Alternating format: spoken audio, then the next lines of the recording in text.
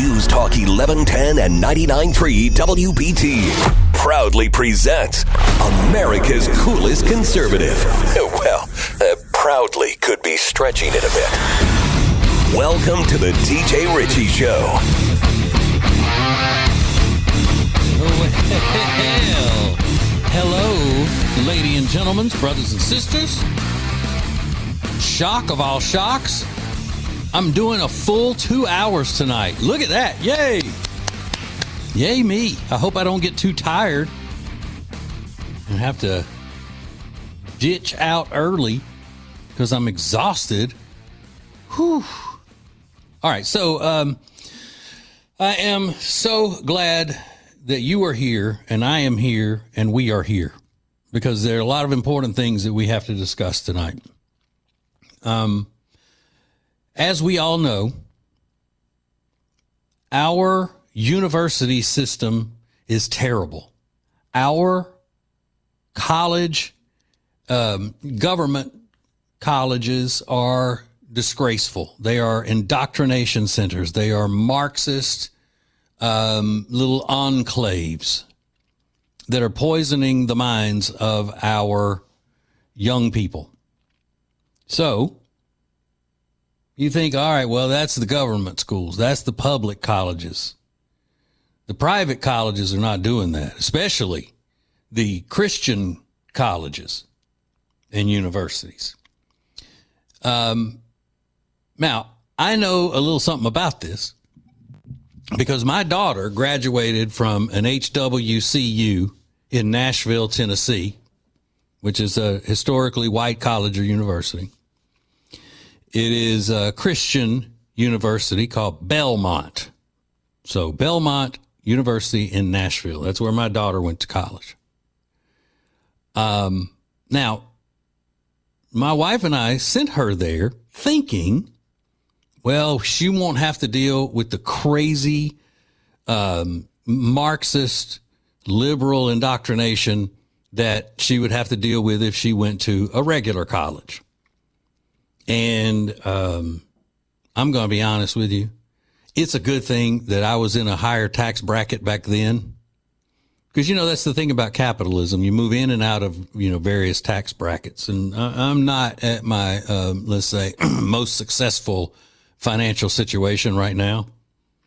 I mean, they don't even pay me to do this job. I guess I'm not a good business person. I make bad business decisions. I'll work for free. But it was expensive. That's what I'm trying to say. And you think you're getting away from all of that. Well, you're not. You're not. Because even a lot of these Christian colleges are just overrun with liberals. Now, I thought, well, maybe Belmont University in Nashville would have more liberal influence and more liberal students and everything than your average Christian college because it's an entertainment school. It's all about music. That's their main focus or main major there is they got they're huge in music. The way UNC Charlotte is with engineering. Okay, that's the way they are with music. But it's not just that. I see this article today at thefoxnews.com. And I'll just read at it for you. A third attempt by students at Point Loma Nazarene University in San Diego to establish a school-supported Turning Point USA chapter was denied by the university's Associated Student Body Board of Directors. So this is a Christian school in San Diego. And they want to start a Turning Point USA chapter, which is Charlie Kirk's organization. Charlie Kirk, big time Christian, always preaching the word, always. So can't have him at this Christian college. No. Let's see. The email, which was obtained by Fox News Digital, said the motion was brought to a vote by the ASB Board of Directors and failed to pass after a review process The email expressed concerns over the organization's professor watch list. According to TPUSA's website, the professor watch list aims to expose and document professors who discriminate against conservative students. Well, we can't have that, can we? We can't have anybody looking out for conservative students to make sure that they're not being discriminated against on a college campus, a Christian college campus. No, we can't have that.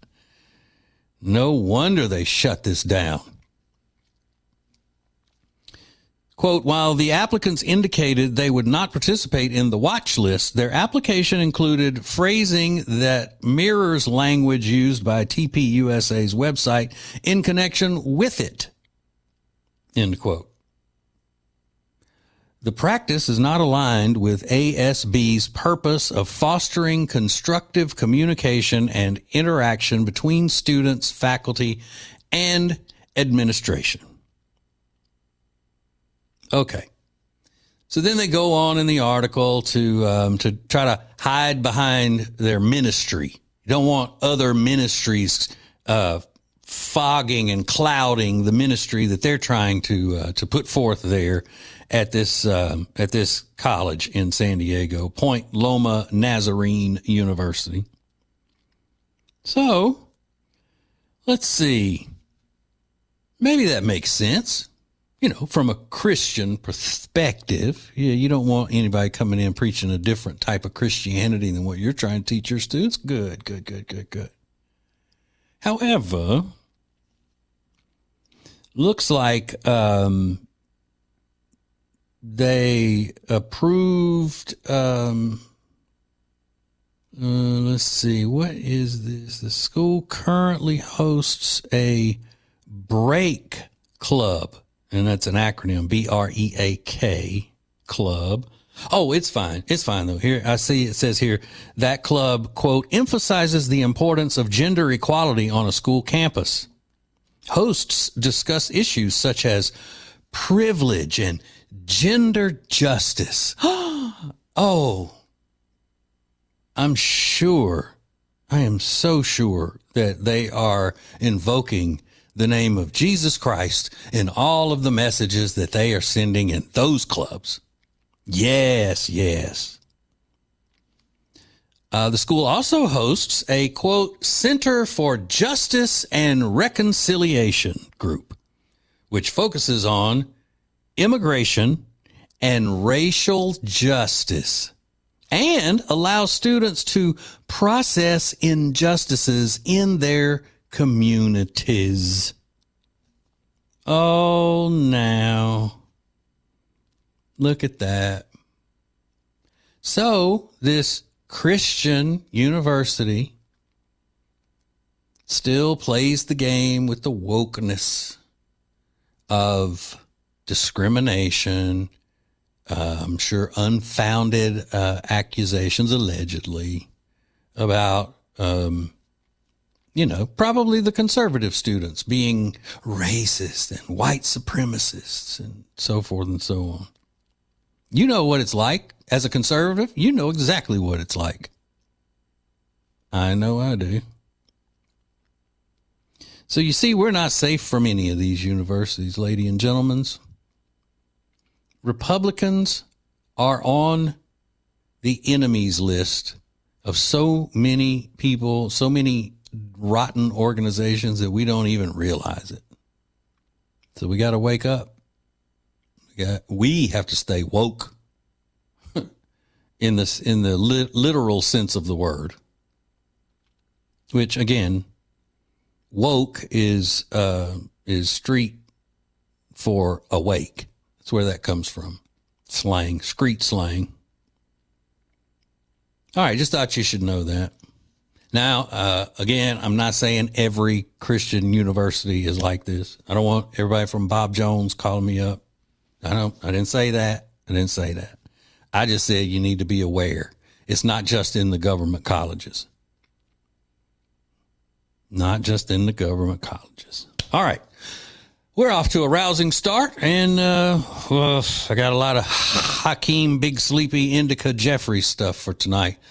I'll try to limit it to as little as possible to get the point across, because I know he's irritating and disgusting. So we'll get into all of that coming up next. Hang on. More of the TJ Ritchie Show is coming up.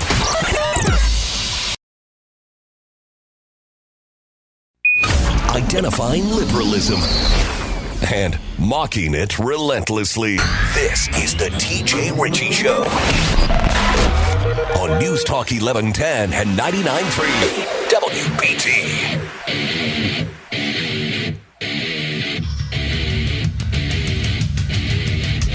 Yeah, the Green-Eyed Patriot is on the air everywhere, ramming, jamming, slamming, bringing it. If you want to join the show, you can do that. The number to call is 704-570-1110. The number to text is 704-570-1110.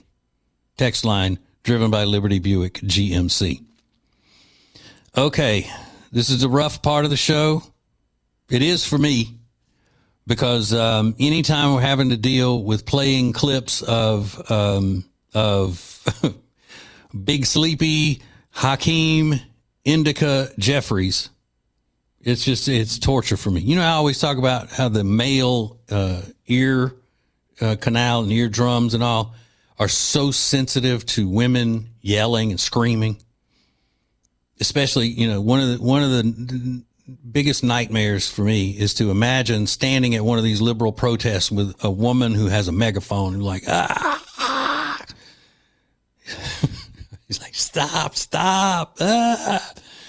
Well, that's the way I am with the way Hakeem Jeffries speaks. He's got that nasally sound to his voice, and then that stupid New York accent, whatever part of New York he's from. It's not like a regular New York accent. You know, regular New York accents are not that bad. They're loud. But, you know, I can deal with it. But his accent combined with that nasally, that tone is just awful. Not to mention he's a slimy, disgusting liar and a fake and a fraud. Anyway, I think he's pretty cool. Other than that, but he has a message now, and the rest of the Democrats, I guess, do too. And that is, and I talked about this last night. And you say, well, you weren't on last night. Oh, but I was. I did a podcast. So the podcast only version up at tjritchie.com from last night if you want to get caught up. But I was talking about the fact that they have their messaging now, and it is that the Trump administration is the most corrupt administration in history. And Republicans have caused the healthcare crisis. And that's what Big Sleepy is talking about in this clip. Go ahead. Find a bipartisan path forward. That, of course, we want to reopen the government, but that we need to decisively address the Republican healthcare crisis. And that begins with extending the Affordable Care Act tax credits. Republicans saw fit on July 3rd to race back into town so they can enact the largest cut to Medicaid in American history, rip food from the mouths of hungry children, seniors, and veterans. And they did all of this so that they can enact massive tax breaks for their billionaire donors. And they made those tax breaks permanent. Good. Democrats have introduced an amendment last night before the Rules Committee that would extend the Affordable Care Act tax credits for 3 years to provide working class Americans with the certainty that they deserve. Republicans rejected it because they have zero interest in lowering the high cost of living for the American people, and Republicans have zero interest in addressing the health care crisis that they've created. Democrats will strongly oppose this legislation on the House floor. All right. Where to start? Okay. First of all, healthcare crisis was caused by Obamacare. The government does not belong in the healthcare business. Everybody knew that. Everybody with a brain knew that when they started with the Affordable Care Act. The Affordable Care Act, which is Obamacare. Obamacare was designed to fail. They couldn't pass full government-controlled health care like they have in other countries because it sucks, and America wasn't going for it, so they did it, a little piece here, a little piece there, and they've got a bunch of people on Obamacare. It's not working the way that they said it would. People are not saving money on their health care. It never was going to save people money on their health care. Shady, shisty Barack Obama knew that. Pelosi knew that. It was passed without a single Republican vote. Oh, yeah. We remember. So then it's designed to fail. It doesn't have enough money to continue. So then what do? They raise more money. They don't raise more money. They take more money. They confiscate more money during COVID. And then they considered, people that would be on, they raised the amount that you would be on the poverty line.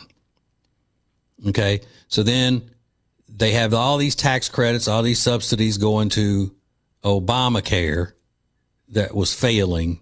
And then the Republicans come along and say, hey, you know what? COVID has been over. We don't need all of these people on a government assisted healthcare program. We're taking that subsidy away. And that's been the plan of the Democrats for the whole time. They always feel like they're, whatever move they make, they're putting us in a corner, where we'll never get out of it. Because if we go this way, they're going to accuse us of this. If we go that way, they're going to accuse us of that.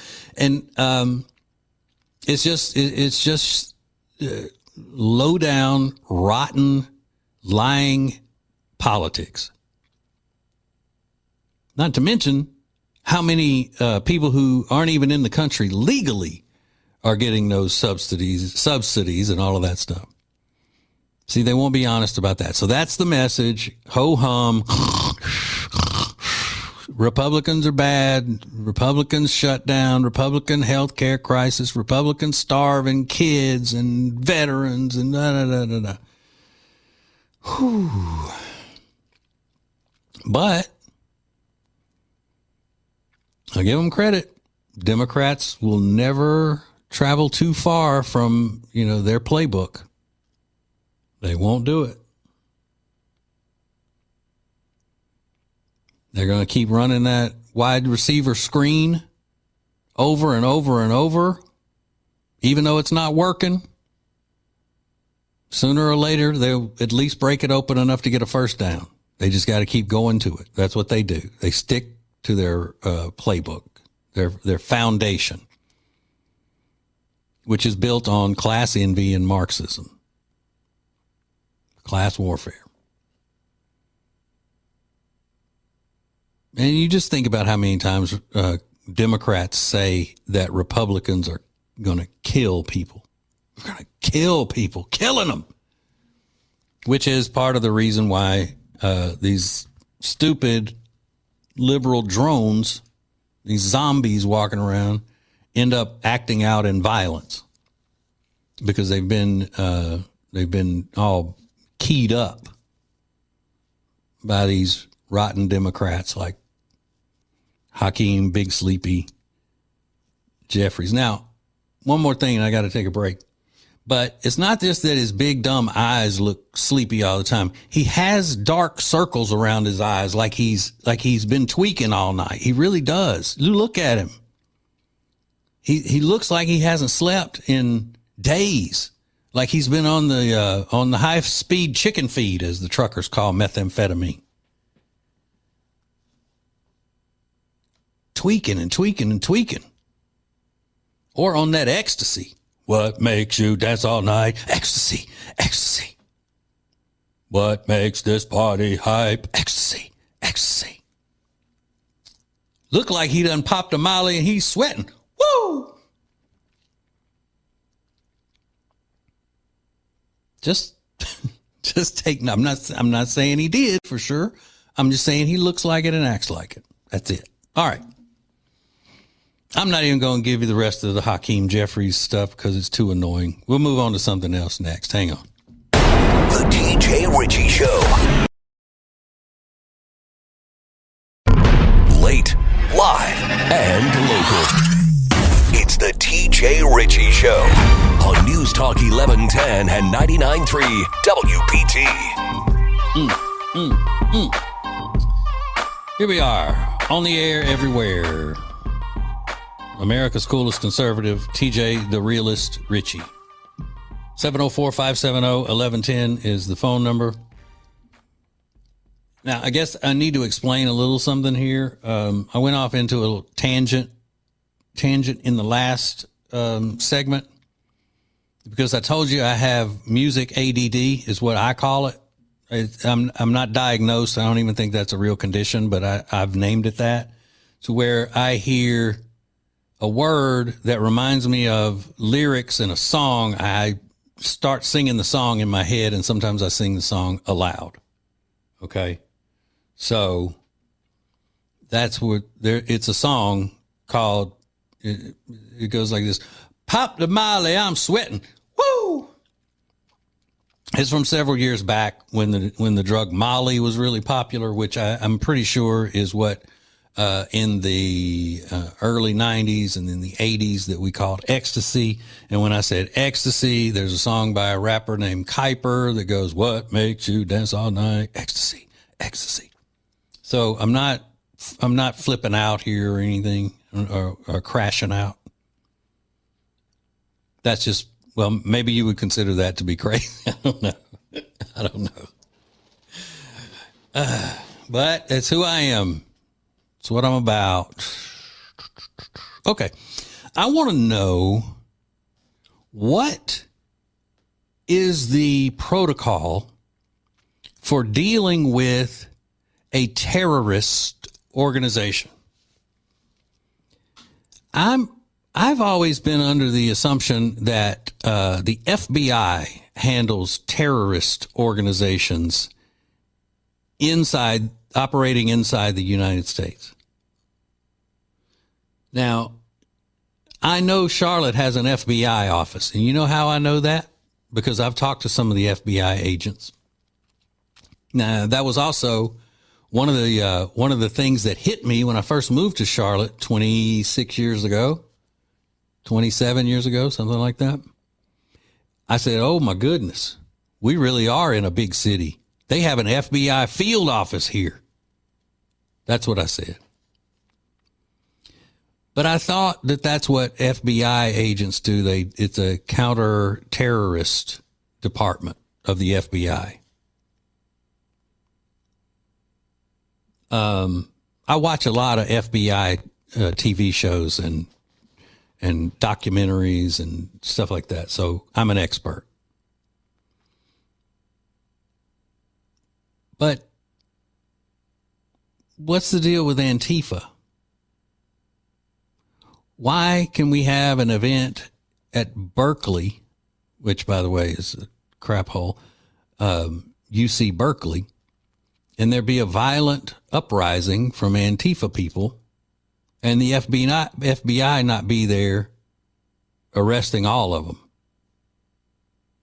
I mean, as soon as you show up in that black outfit, I don't know, I think you need to go to jail. If you show up in the Antifa uniform, you should be arrested.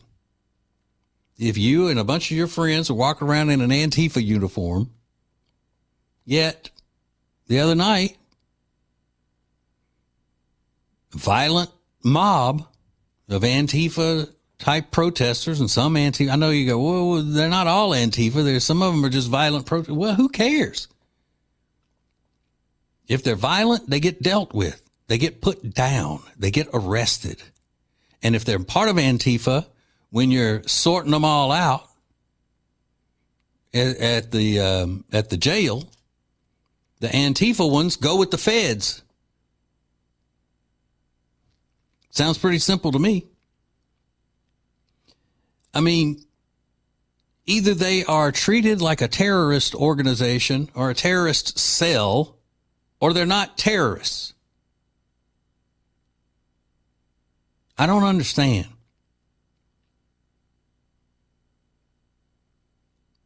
Because if, I don't know, go back to the days of 9/11, if Al-Qaeda was showing up and protesting and getting, well, they wouldn't even have to protest. If they know that you're a member of Al Qaeda, FBI was taking you in.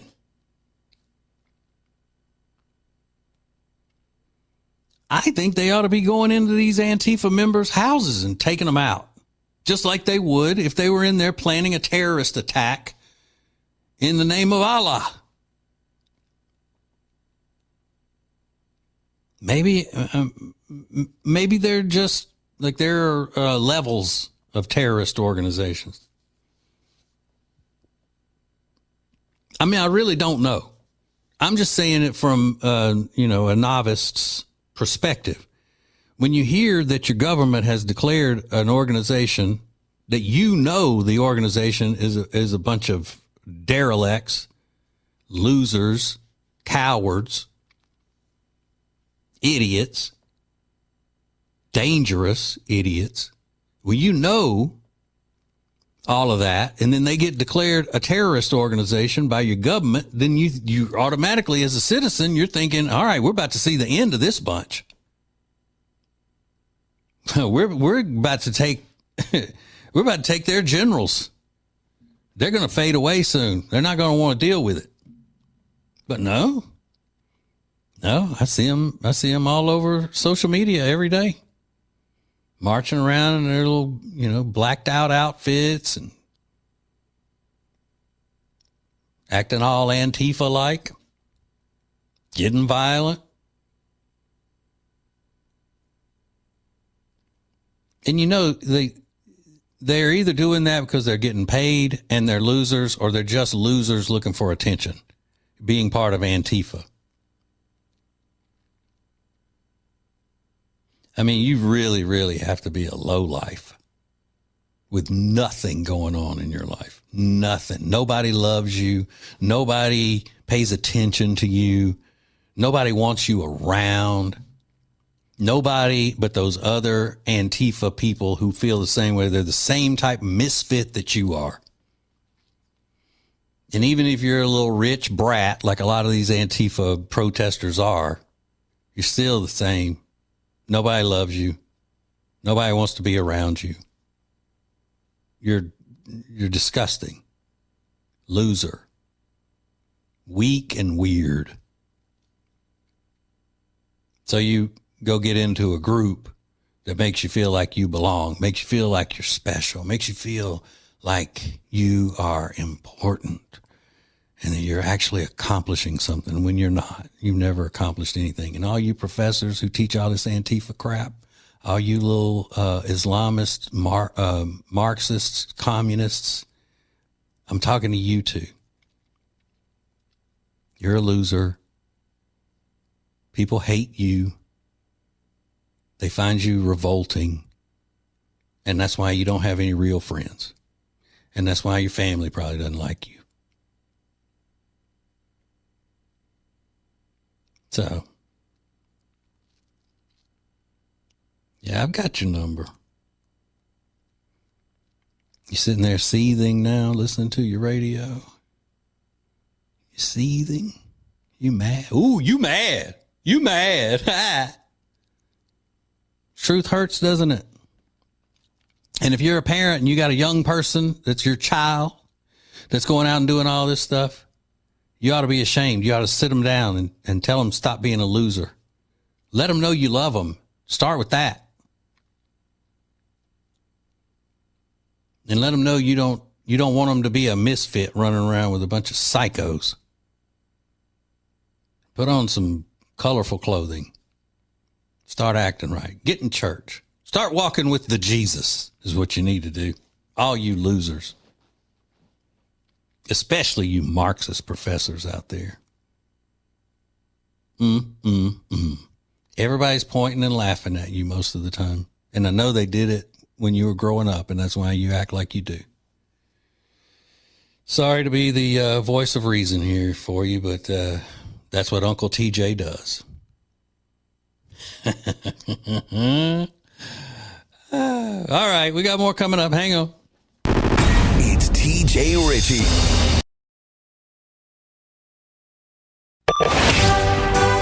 He's radio royalty in the Carolinas and Queen Charlotte's sweetest prince. It's TJ Ritchie on News Talk 1110 and 99.3 WBT. America's coolest conservative on the air, everywhere. Throwing down. What a night, huh? Oh, what a night. Now, it's a well-known fact, it's actually my opinion, but my opinion is fact almost 99.9% of the time. And it is a fact that liberal women are a huge, huge threat to our republic. Liberal women, specifically liberal white women, are the biggest problem. And if we don't get through to them, we're going to end up being just walking around in Sharia law. There won't be a country left if we don't get these liberal white women under control. They're going to vote us right out of freedom. Now, this is a clip from Heather McDonald. Heather McDonald. And she's got some research as to why women vote the way they do. You know, she is an attorney and a scholar and all the stuff. She's a constitutional expert, everything. She's smart. She's one of us. And this is what she had to say about the information she has as to why women vote the way they do. Listen. On average, and again, I'm not talking about anybody's daughter or granddaughter, but on average, the data shows just uncontroversially that not only do males place a much greater premium on free speech, academic freedom, search for truth, females are the ones that are pushing for the speech codes, for the protections. Males are more rational. They're more interested in public affairs. They care more about cost, benefit, risk analysis than females. And so an appeal based on an absolute ignorance of market economics doesn't surprise me that it resonates better with females. And I think they are going to have increasing clout in our political climate as time goes forward. Makes you rethink suffrage just a little bit. It absolutely. Right? I'm not just rethinking it. I have rethought it. His whole transition team so far is women. They're talking about Mamdani there, which, you know, he wouldn't have been elected in New York. The Islamist, terrorist supporting Mamdani Marxist communist would not have been elected in New York if it weren't for liberal white women. Sure, he got all of the foreigners' votes, but without the liberal white women, he wouldn't have been, you know, put over the top. So what she's saying there, translation is that liberal women vote with emotion and not, you know, with rational thought. And we know that. Everybody knows that. But it's odd to me that the group of people so worried about everybody's feelings when it comes to voting for the worst possible candidates, that group is also the meanest, most vicious group of people when it comes to conservatives. You know, they don't just, you know, walk around and go, oh, it's so sad, and we shouldn't be deporting these poor people. They just want a better life and all that. They don't stop there. They go on to say, if you are a conservative, we want you dead. If you are an outspoken conservative Christian who was assassinated in front of your wife and children and the world, good. You deserved it. Where's my Halloween costume? I'm going to dress up like you for Halloween. It's just, that shows you how badly liberal women have squirrels in their heads. They're schizophrenic. I don't think we should allow them to vote. I don't think liberal women should be allowed to vote.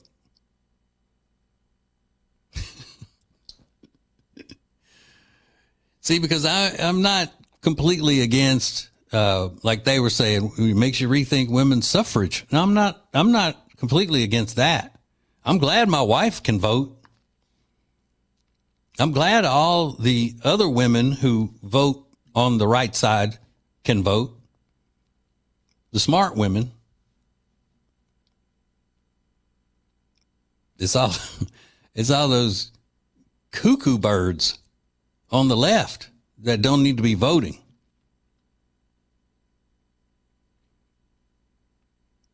I mean, you think about if we had taken the liberal woman's right to vote away, let's say back in the 70s, when that women's liberation movement was really getting kicked into high gear. I know it started in the 60s, but in the 70s, it was taken off.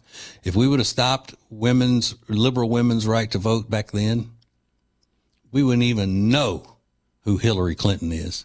We wouldn't have a clue who that is. She'd still be running around Chicago trying to be an attorney or something. Wouldn't that be nice? If Hillary Clinton would have never made it to the national stage, she would have just had to stay in Chicago, being a witch there. Think about all the damage that's been done to our country by the liberal women's vote.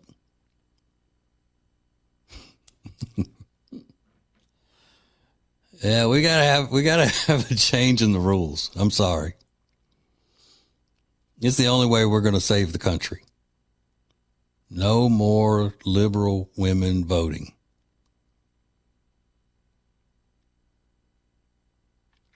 You know what I'm going to do? I'm running video on this show tonight. I'm going to take that clip and I'm going to edit it and put it out on the social medias and see what happens. My saying liberal women need to not have the right to vote. But you know what the bad part of that is? Is that normal women are so, they'll stick together with the liberal women. Oh, well, you can't do that. You can't take away their right to vote. But they're messing everything up. But you can't do that to women. So then that would go farther in my theory that not just liberal women have squirrels in their heads, but sometimes normal women have squirrels in their heads. If that were to happen. I'm not saying it now. I'm not one to say all women are crazy, even the good ones. I'm not saying that. Although I made that up. I'm not saying it. Now, I'm just kidding. I'm kidding about you normal ladies, not kidding about you liberal women, if any liberal women are listening. Y'all need to calm down. Go find you a conservative man. Let him lead you to the polls and go in there with you and show you which thing to bubble in. That's what you need. All right, hang on. We got a lot more coming up next hour. More of the TJ Ritchie Show is coming up. News Talk 1110 and 99.3 WBT proudly presents America's coolest conservative. Well, proudly could be stretching it a bit. Welcome to the TJ Ritchie Show. Hey, late, live, and local in the big dangerous city of Charlotte, North Carolina. 704-570-1110 is the phone number. It's also the text number, text line driven by Liberty Buick GMC. All right, so I think Gonzo has been on hold for a while, and I apologize for that. But you can bring him up here. Hey, Gonzo, how are you, buddy? Hello? Hey, Gonzo. Hey, TJ, this is Matt. Oh, Matt. Okay, they said your name was Gonzo. No, sir. Okay. So, so anyway, it is a relief to hear you on the radio, man. Well, thank you. I look forward to your show every night, and when I hear something else come on, I just kind of put on some rock and roll and listen to something else. But hey. I got I got a few questions. If I ask them real quick, could you give me some quick answers? I'll try to give you decent answers, but I'm not an intellectual like that Pete Callender or any of them. So. No, sir. No. Right. Listen, first question I got. Why do people vote for people whose policies or mindset has failed consistently throughout history? Why would you vote for, somebody said, if you vote for me, I'm going to blow up the Empire State Building, and you just keep voting for them. Why do these liberals keep voting for these whack jobs with the same ideology? Okay, because it is so difficult to pass up free stuff. And these people like Mom Donnie come out and they promise free stuff. We're going to have free buses. We're going to have rent control. We're going to have us. And your typical brain dead liberal doesn't understand capitalism because they've never been taught, and they don't understand that capitalism is the most humane economic system that has ever been created, because it allows you to be as much as you want or as little as you want.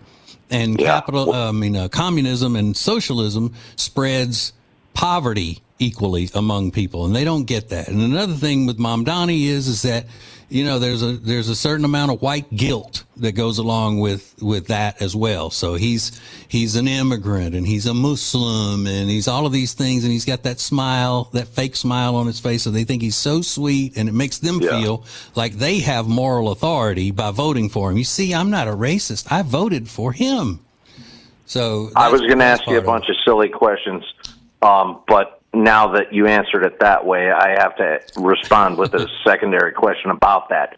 What do you see happening to New York City after all these left-wing, commie, liberal, whatever, socialist? What do you see happening in New York in the future? Well, I think there are going to be so many people leave New York, and a lot of people are laughing about that. They think it's great. Yeah, let it crumble. Florida Governor DeSantis, who I love, is like, real estate's going crazy here and da-da-da. But you got to realize these New Yorkers who are leaving, they are anti-socialists. They're not conservatives. They are liberals. They are huge liberals, and they're going to bring that down here. Yes, they're going to come down here and fix us all up. Yeah, that's what I always say about. I love people who move in from New York or California, but assimilate to the South and don't mess it up here the way you messed it up there with the way you voted. Because there's a reason this was more attractive to you than the broken down crap that you left that you couldn't afford to live in anymore. Yes. TJ, would you allow me to ask one unrelated question? Sure. Okay. I'm from Scranton, Pennsylvania. Obviously, I sound like a Yankee. You sound like you're from the South, right? Right. I'm the guy that called up about why the radio stations play the crap out of the same songs all the time. Yeah. And you answered it. You answered it perfectly because you were the guy to answer that question. But okay, up in Scranton, Pennsylvania, people don't sound like Yankees. They have this middle. They don't sound like they're from the South or the North. And people from down south, mostly, with the exception of people like you, sound like they're from the same middle ground, whatever. Do they teach that in broadcast school? Do they somehow they beat the accent out of you, or how come you sound like you're from Louisiana and I sound like I'm whatever? But you know what I mean? Yeah, you're talking about the broadcasters who are from different areas, different regions, how they don't have an accent. Exactly. Yeah, there is I think there is a town in Michigan somewhere that is they used to have in the old broadcast schools that they would say, this is the way you need to sound. It's not regional or anything. It's just a clear diction and all. Yeah. And, I don't really know that many people now who are in the business that actually went to broadcasting school. I do think, they tried to do that with me though. I was a theater major in college, and they tried to, as you say, beat the accent out of me. And I realized when I was a kid that people discriminate against a Southern accent. They automatically think you're stupid when they hear you speak. Yeah. And so I combated that by always making sure that I use proper grammar. Yes.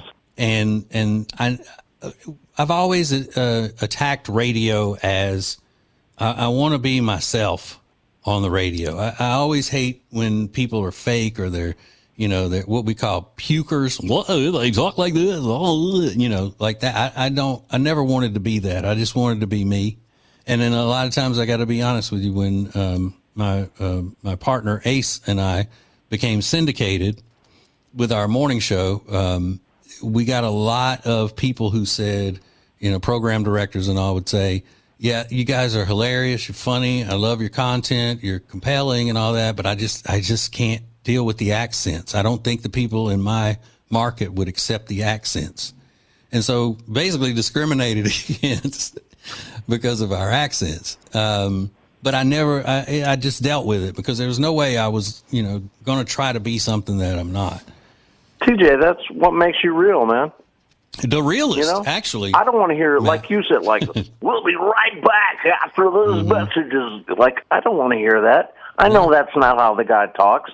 I know that's not what, you know what I mean? Like, you're real. You get on the air and you say what you got to say, and that's that. Yeah, and I think most of that has kind of gone away. I think most people are, like you said, they're just striving for the no accent area.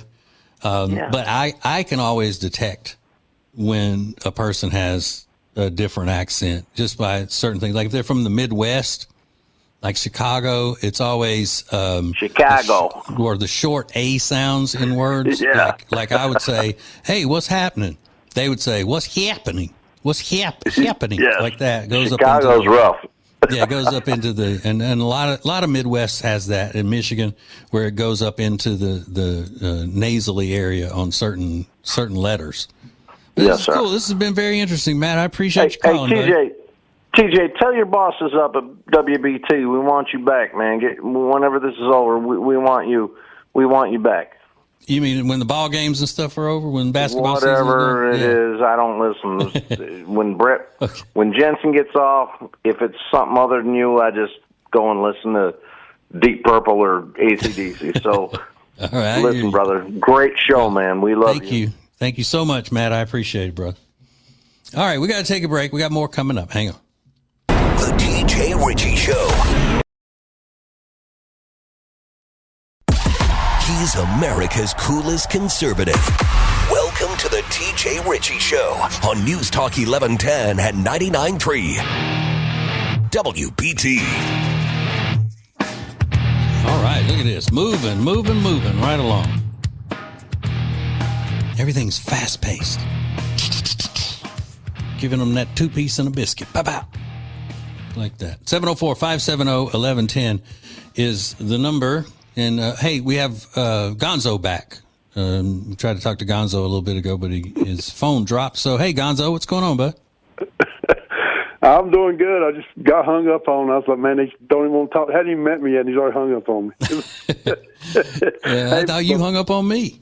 That might be what happened. Before I get to my point, I just want to say that my mom is a liberal white woman, and I don't understand it. She was valedictorian of her class. She's 88 years old, and I go over every Thursday. I call it date night. I'll go over to Mom's every Thursday. She still cooks for me, and we'll sit down and have knockdown dragouts over news and everything. I just don't understand it. My whole life I thought she was the smartest person in the world, but they've got her, TJ. I don't know what to do about it, but I always give her a hug. I always give her a hug and kiss her and say, "Mom, I love you," before I leave. We never separate mad. Yeah, but, try to squeeze that liberalism out of her every time you hug her, just a little bit harder. Just a little bit harder every time, yeah. But I can't do nothing with it. But but yeah, I go to work in the mornings early. I mean, 5:30, 6 o'clock in the mornings. I drive from Shelby into Charlotte, and I'm a morning radio guy. But a lot of times when I work late, I've been listening to Give Me a Chance. I didn't listen to the Ace and TJ show, so you're brand new to me when you started on WBT. I've been with them for years, but yeah. So you had to grow on me a little bit. But I'm riding home, and I just had to call in and tell you that you make me happy, because usually when you talk about like Hakeem Jeffries or the Democrats or Antifa, liberals, those kinds of subjects, it'll kind of get you ill. Yeah. It's kind of hard to deal with, but I'm coming down the road listening to your topics, and I'm laughing. I said, well, this guy's got it figured out, because you could talk about all the problems in our government issues and make light of it and make us laugh about it. And I just wanted to call and tell you I appreciate you. Well, thank you. I appreciate you. And sometimes that's the only way to make it palatable. It's just, I know. I always say, with liberalism, you got to identify it and mock it as much as possible. Yep. That's exactly right. I wanted to ask you a question. Okay. And back when you were first talking about yourself, introducing yourself to the audience of WBT, you said your name is really Ritchie. That TJ is just a nickname. Is that an acronym for talk jockey? Like when you started on the radio, is that an idea that you came up with, or is it TJ, just TJ? No, when I was starting out in Top 40 radio, I was a night jock, we call it. And those are the fun party guys, and all the other older guys at the station had fake names. I grew up listening to some of them, and I never knew, but they weren't fake names like Dr. FM. I would have known that was a fake name. Or, my friend Ace, everybody knew that was a nickname, but there was one guy I grew up listening to, his name was Steve Casey, and his real name wasn't even close to Steve Casey. So his fake name sounded like a real name. So I thought, well, that's what I need to do. I need to come up with that. And I used to just tell people it stood for Terry Joe, because I tried to pick something as Southern as possible. So yeah, it stands for Terry Joe. Well, there you go. Well, I'm sticking talk jockey on you. How's that? Well, that'll work for me. There you go. That's fine with me, brother. I appreciate your time, buddy. And Thank you. I'll be listening. All right. Have a good night. Yes, sir. Bye. All right. I mean, not to be telling you what to do or anything. That's always a fun response. If somebody tells you to have a good day or something, they're being nice, say, all right, you have a good day. Then you stop and go, hey, don't tell me what to do. That's funny. I like that. All right. So we started off the show tonight talking about how ridiculous colleges are, a bunch of Marxist indoctrination centers, and have some examples of that. There's a guy online. His name is Fabian Garcia, and he goes up to college students sometimes and just asks them innocently to explain something to him that they believe. Like in this case, the first clip, he's asking a woman to explain to him about socialism. What is socialism? Because she claims that socialism is the best way. So cut 20, go. You can educate me, because I don't know too much about socialism, but in a socialist society, people still work, right? Yes. And then who pays them? It would just be a different form of forming the government and forming those different types of things. And it's the same thing as we already have certain things in place that already benefit our society, like SNAP that's getting ended right now, and these types of things, and these types of we can create more things and more programs and ways to pay people that benefit the greater majority rather than the billionaires at the top. So is socialism where everyone works for the government and then the government pays them, or how does that work? Because so capitalism, you work for whoever you want basically, and then they pay you, but you said the wages are too low. I'm just curious, how is socialism different, or how would it be structured differently? And then she said, I've got to go to class after that. So I usually don't use the term word salad because it gets thrown around too much, and I kind of want to be different than everybody else. But if I were ever going to describe something as a word salad, that's exactly what she just did. Just nonsensical gibberish. She could have just said, I have no idea, but my professors and the other students say that it's cool. That's all she had to say because she proved it in trying to explain it. Okay, and so the next one is a young woman, college student, a white woman, liberal, who is explaining the benefits of communism. Got 21. Go. As far as Mamdani, he's a self-proclaimed socialist, as you said. Do you think that socialism has been looked at in a bad light, or do you think that it's worked somewhere in the world that we can copy? Well, socialism has always been looked down upon. It's not a communist ideology, but they have similarities, and a lot of people, like the U.S., has really demonized communism in our education. It's like really propagandized, I feel. What do you think that is? Communism threatens capitalist societies, and I think that's why. Is that it threatens the 1%, and if everybody is equal, they won't have their money, they won't have their status, because everybody else will have it as well. If that makes sense. Got it. So communism wants a classless society. Maybe you can inform me, because I don't know too much about communism, but in a communist country, who do you work for? The government, right? You work for... Is that not it? So everyone would work for the government in a communist society? I honestly don't know that much about it, but I just know it's ideals, but not really the ins and outs of communism. And then, so does a communist society have something like, I don't know, like a First Amendment, something similar to that, where people can say what they want or be free, etc.? I honestly don't know. Okay. I don't know much about that. Okay. All right. Okay. Again, it's what my professors have told me, and all the other students think it's cool. So that's the way I'll be voting. Yeah. But they get that one message through there, that class warfare, class envy. Because the top 1% won't have the clout and all that they have now. Everybody will have it. That's why they're upset about it. It should be criminal what they do to these kids. If that were my daughter, I would be just devastated. My daughter's 25. My son is 22. And there is no way you would ever hear anything like that coming out of their mouth. There's no way you would ever hear a positive word about communism or socialism coming from my kids. And why? Because as the kids say, I put in the work with them.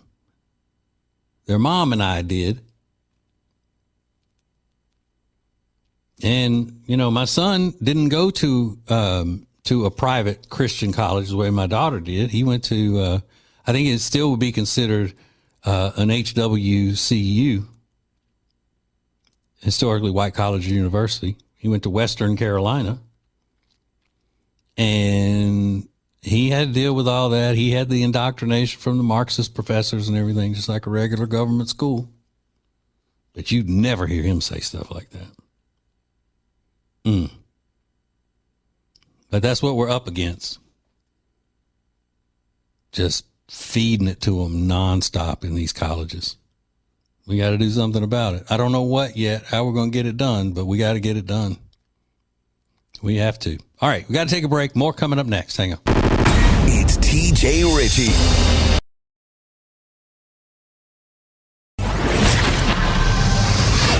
Radio, podcasts, and cool social media content. Get all the TJ you can handle at WBT.com/TJ. Now, back to the TJ Ritchie Show on News Talk 1110 and 99.3 WBT.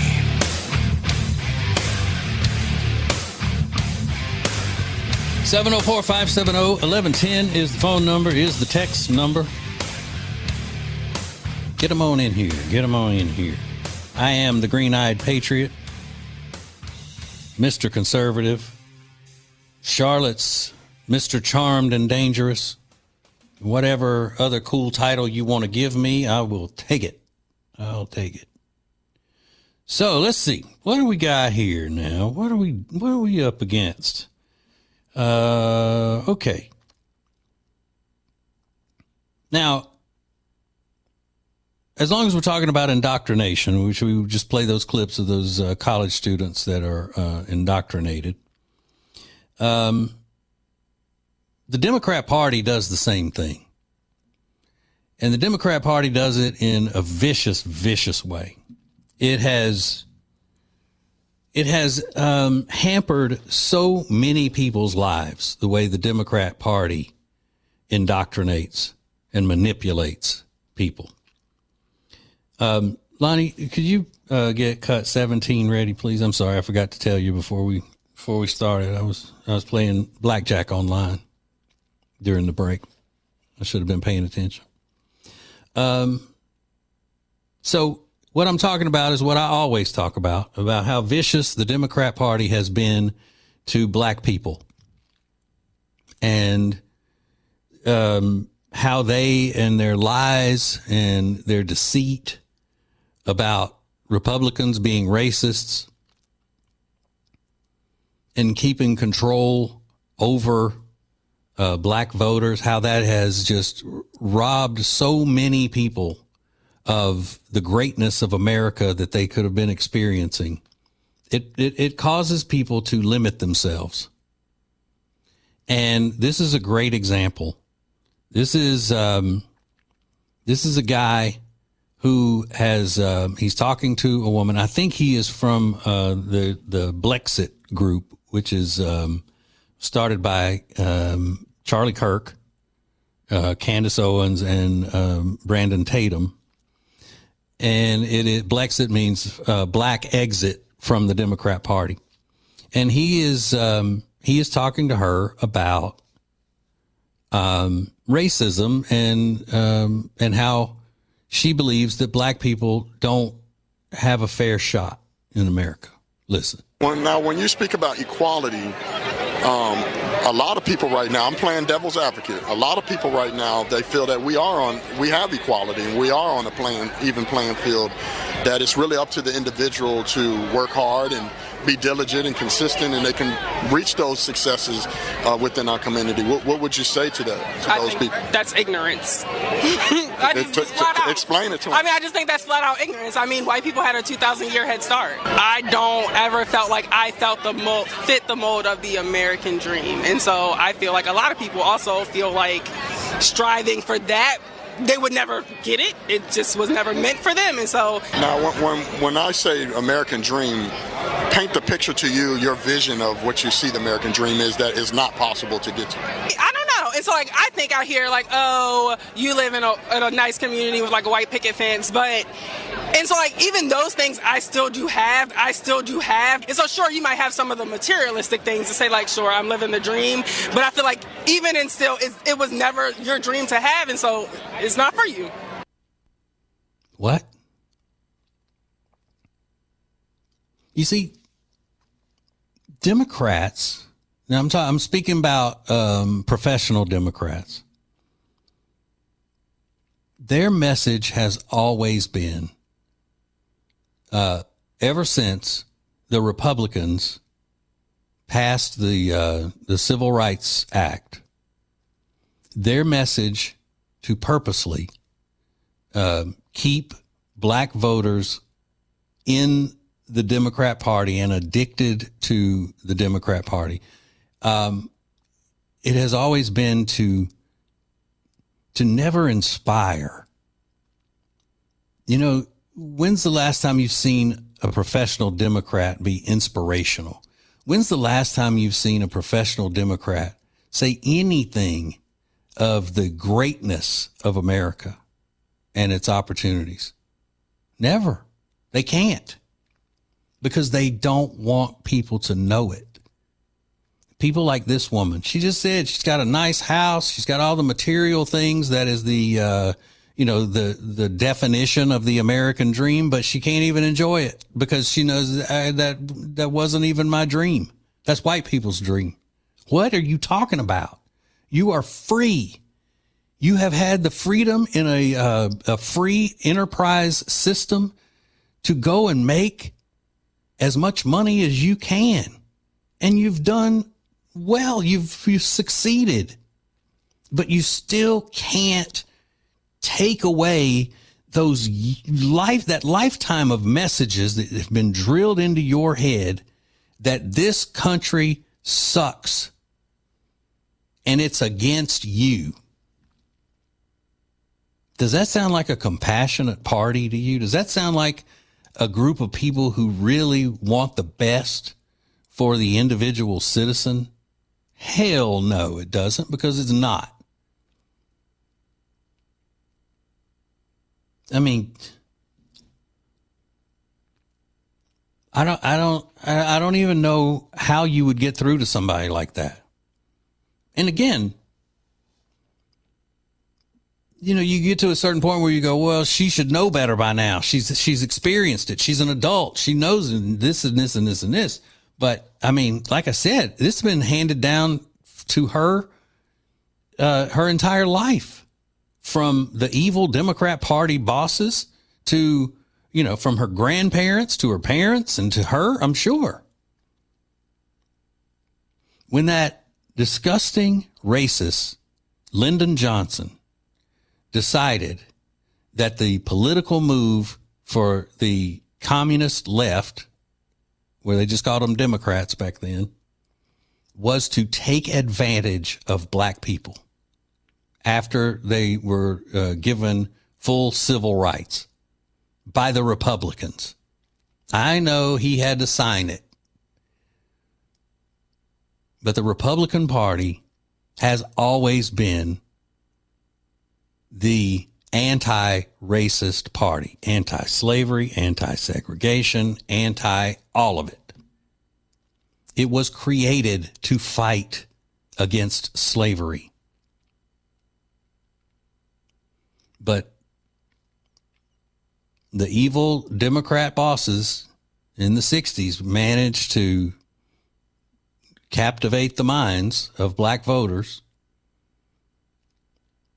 and tell them multiple times a day at every opportunity for years and years that the country sucks. The country is not for you. You're not free in this country.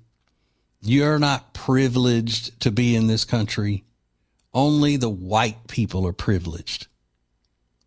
So ultimately, what the Democrat Party has always done is that they've always robbed people of the desire to reach individual greatness.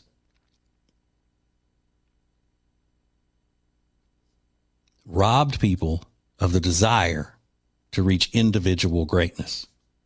Because the Democrat Party is not about the individual. The Democrat Party is about groups. The Democrat Party is about communism and Marxism and fascism. Pitting one group against another, or pitting several groups against one group in order to maintain power, to regain or maintain power. They're diabolical. These professional Democrats are diabolical. And I just think that if they don't find some way to get forgiveness and start walking with the Jesus, they're going to burn in hell someday. I mean, for what they've done to people, how much they've robbed from people, not just money, but they've robbed people of spirit. There has never been a country on this earth as great for the individual as the United States of America. Never. Why do you think so many people want to be here? We're the most generous, strongest, most wealthy, most free, most liberated country ever.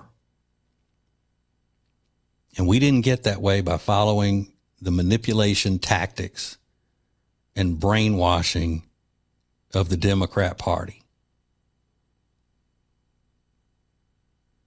But they're going to end up messing it up. I mean, look what they've done so far. This country is in a terrible shape right now because of Democrats. Yeah, that's what I said, because of Democrats. Most everything that we have going wrong in this country, you can trace back to professional Democrats, liberalism. Not all of it, but almost all of it. Okay, I'm running late. I got to take a break here. More of the TJ Ritchie Show is coming up.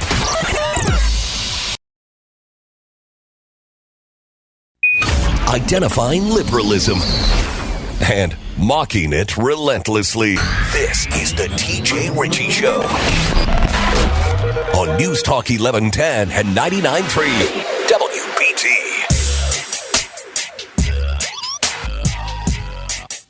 Oh, getting funky with it. Funky. Green-eyed patriot. Just a few more minutes left before the great one, Mark Levin. Hey, let me tell you something. I know a lot. I hear people saying that they don't, like some people saying they don't care for Mark Levin because he yells and things like that. But I love him. I do. I love Mark Levin. I think he's brilliant. No, I know he's brilliant. But he has had some, drama going on his show. So, you may want to keep listening to WBT. After the greatest radio personality they've ever had goes off tonight at 9. I said it. That's right. I said it. Now, a couple of things that I just want to mention. This is personal. Congratulations, because I know he's listening, to the National League Cy Young Award winner that was just announced, Paul Skeens. And why is that personal? Because Paul Skeens was the ace pitcher on the LSU Tigers national championship team a few years ago. Because they've won the College World Series since then too. But yes, he's great. He's great, and he is a patriot. So we want to pay tribute to him. And just something that I don't understand, this big trial that's going on now of the suspected murderers of the restaurant owner, Scott Brooks. I don't understand how they're just now starting this trial this week. They just started it. And the murder happened in 2019. That's coming up. It was December of 2019, and it's coming up on, let's see, that's coming up on, carry the one, divide by 6 years. Hello, 6 years. I don't get it. Okay.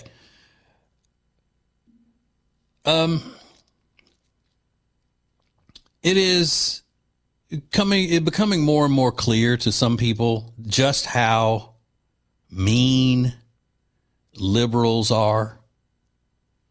Now, I'm not just talking about the professional Democrat, Commucrats. I'm not talking about that. I'm talking about your average liberal voter or liberal, outspoken liberal.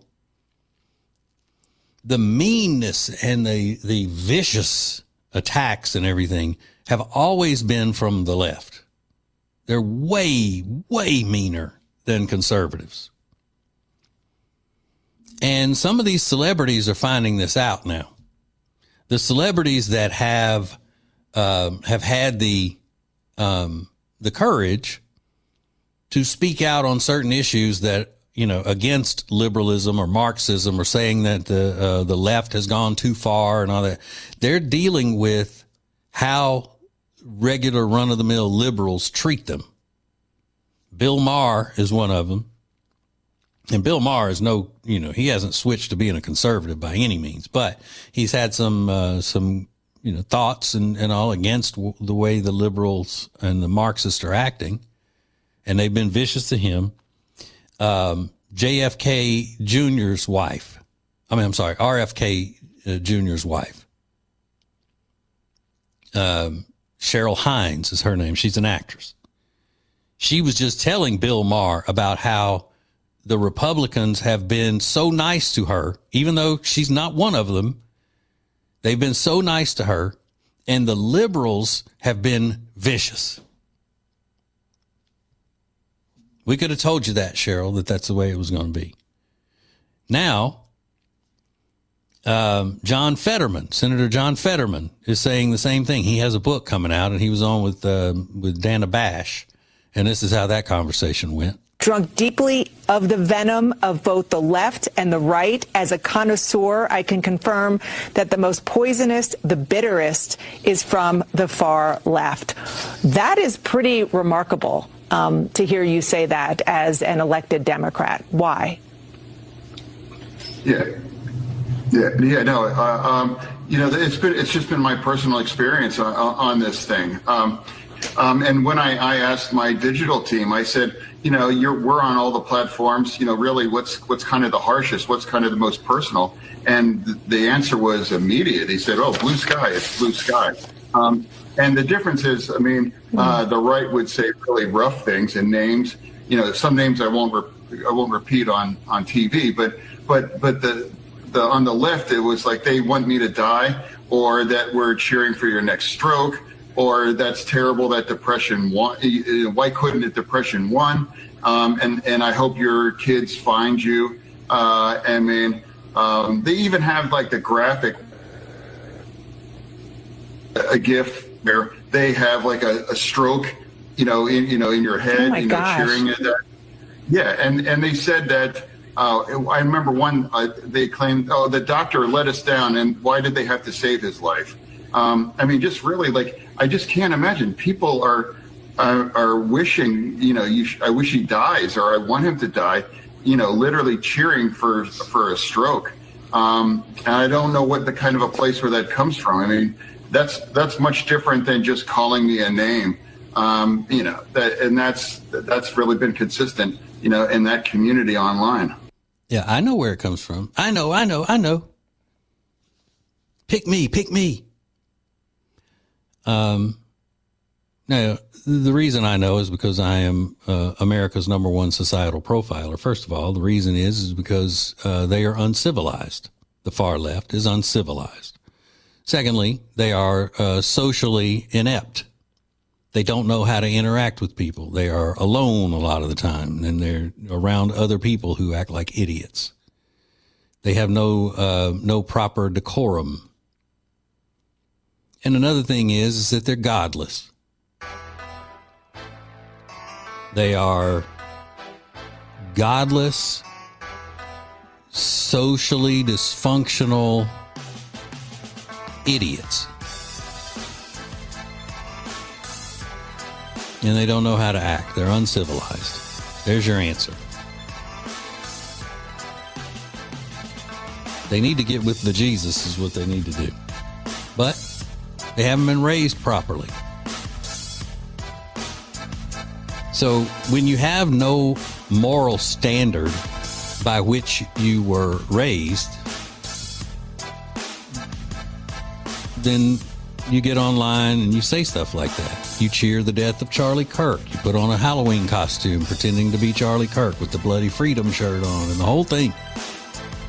You're just uncivilized. You're not fit for a civil society. That's why they act the way they do, Senator Fetterman. That's why. They're just mean and rotten. All right, Mark Levin is coming up next. Remember, God loves you, and ain't nothing you can do about it. Talk to you tomorrow. It's TJ Ritchie.